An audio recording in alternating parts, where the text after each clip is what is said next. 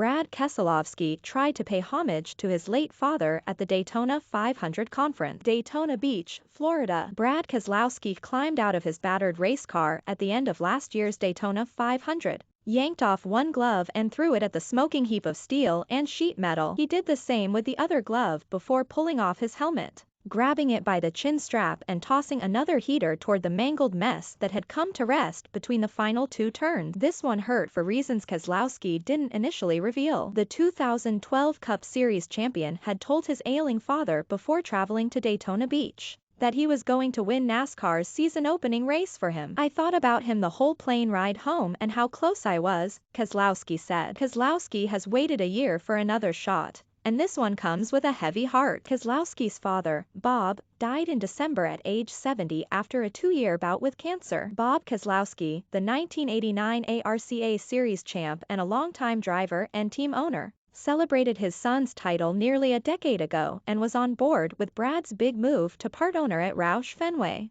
Racing after a dozen years driving at Team Penske. But Bob Keselowski never got to see his youngest son win stock car racing's premier event, the Daytona 500. Brad was in position last year, running second until what he called stupid luck on the last lap. Teammate Joey Logano blocked Keselowski's attempted pass about a mile from the finish line and wrecked both of them. The melee cleared the way for long shot Michael McDowell to reach victory lane for the first time in 358 Cup Series start. "The sting of Daytona," Keselowski said, his voice trailing off. "I knew my dad didn't have much time left this time last year, and he actually made it a lot longer than I thought he would. I don't know if that's the kind of fighter he is or was, but I told him before I left for Daytona, I'm going to win you the Daytona 500, Dad.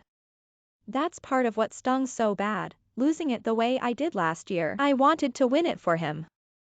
Keselowski is now 0 for 12 in the 500, a skid that started in 2010. He recorded top 5 finishes in consecutive years but was even closer in the waning laps last year. "Daytona she's a heartbreaker," he said. "She's broke my heart a couple times here. I still keep coming back, though, right? I'm like the guy in the friend zone here with Daytona, trying to break out of the friend zone. Maybe a new car, a new team, a new number and a new owner/driver role will help." The 38-year-old Keselowski is now the face of Roush Fenway Keselowski Racing. He formally joined the team in July and will drive the number 6 Ford, with Chris Buescher as his lone teammate. "I was prepared to finish my career at Team Penske," Keselowski said. "Wasn't really thinking much different would happen, and then this opportunity came and some other pieces fell into place. And I was kind of like, why would I do this? And the answers on why I wouldn't do it weren't very good, so here I am."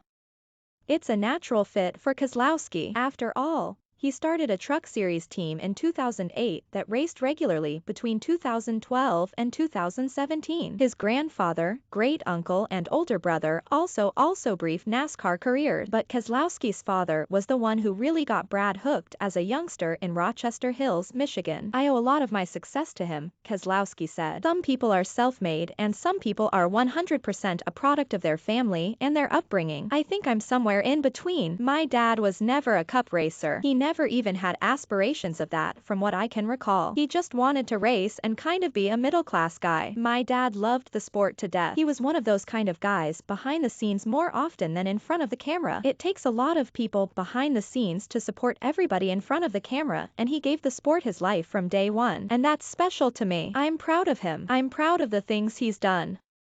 And there would be no better tribute to his father than to win the Daytona 500 2 months after he died. "Somebody once told me you don't win the Indy 500, the Indy 500 chooses you to be the winner. I think there's a lot of truth to that about the Daytona 500, Keselowski said. You put yourself in position and you hope the race chooses you. In some ways, I just don't think the race has chose me."